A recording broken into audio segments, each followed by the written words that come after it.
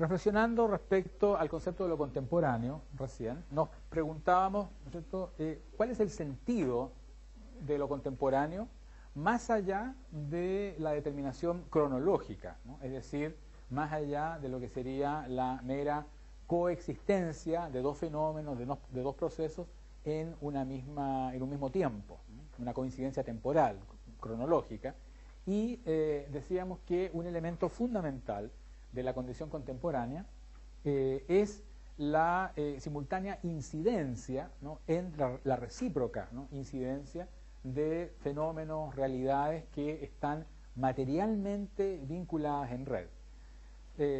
Señalé hacia el final de la primera sesión estas tres notas fundamentales: la globalización del capital, la informatización de la sociedad, incluso podríamos decir de lo social en redes, y el denominado fin de las ideologías.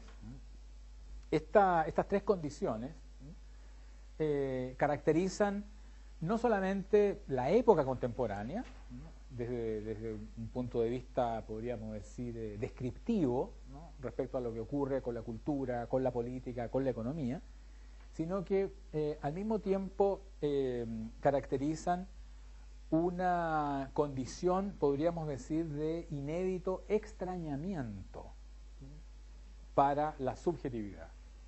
Un inédito extrañamiento, es decir, no comprendemos el mundo en el que estamos viviendo. No entendemos la realidad con la que cotidianamente nos relacionamos.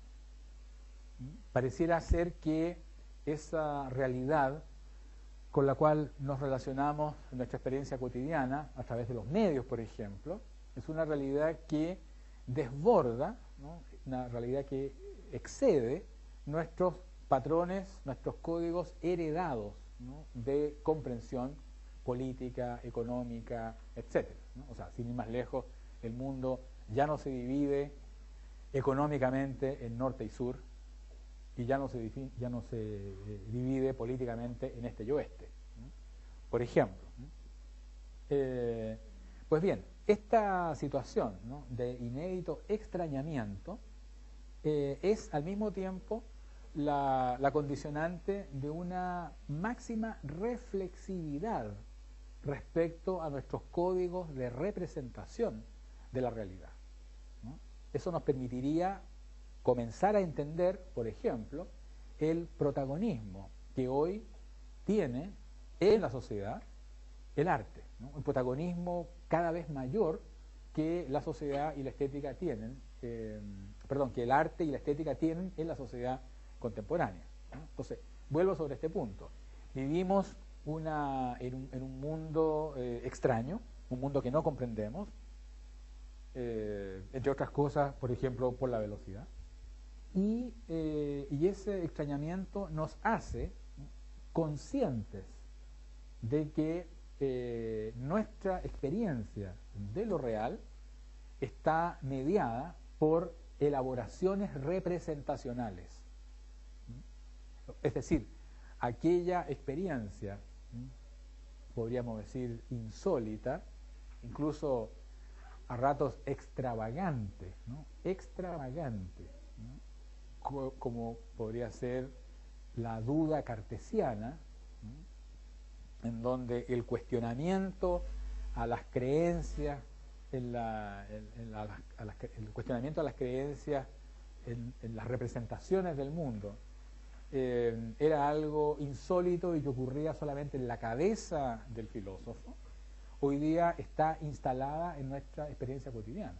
Lo vemos, por ejemplo, en películas de consumo masivo, Matrix, Truman Show, El piso número 13, etc., ¿no? El piso número 13 es una película que comienza con un epígrafe, ¿no? Y el epígrafe dice: pienso, luego existo. Es decir, una película hecha para el consumo, comienza con un epígrafe filosófico, precisamente de aquel autor que inaugura la modernidad filosófica, la autorreflexión de la subjetividad.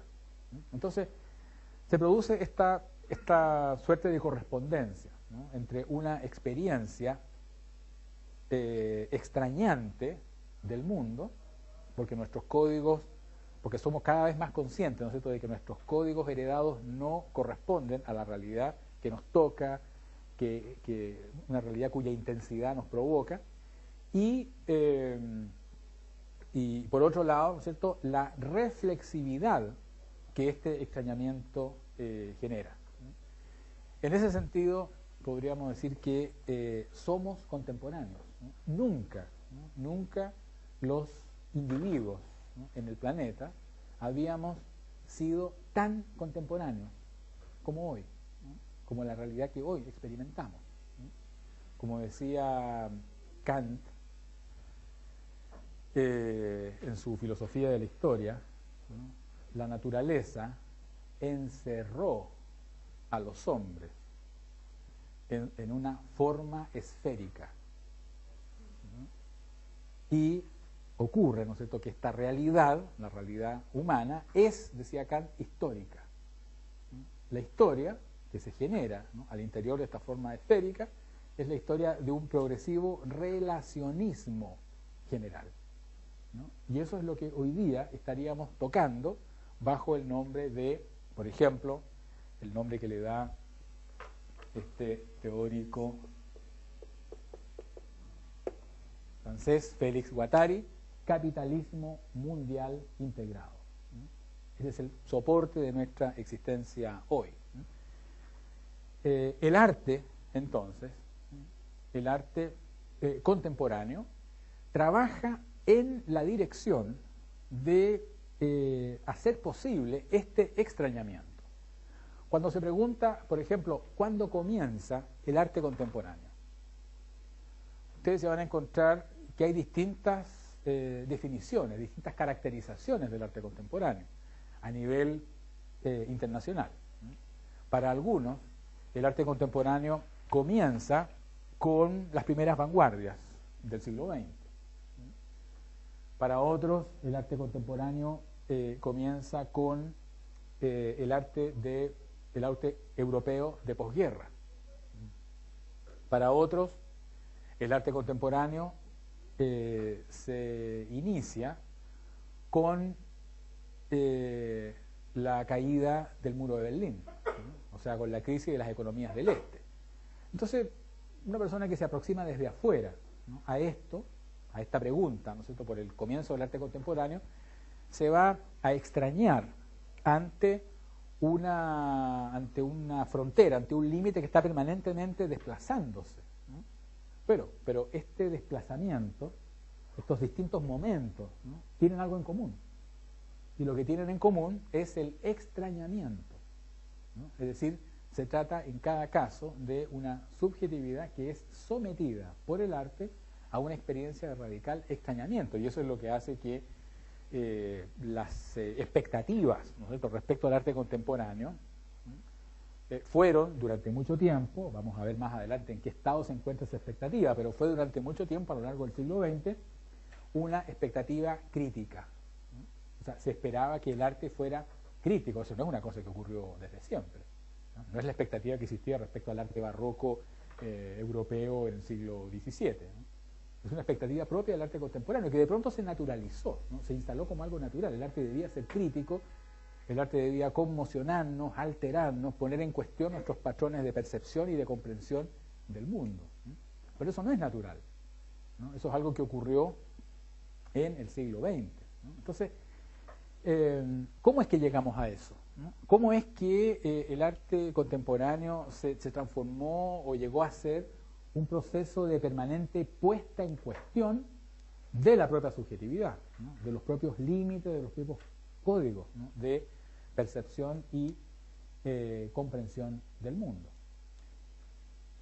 Y con esto voy a la pregunta que estaba pendiente, ¿no? La pregunta que estaba pendiente es: ¿qué es el arte antes de su condición moderna?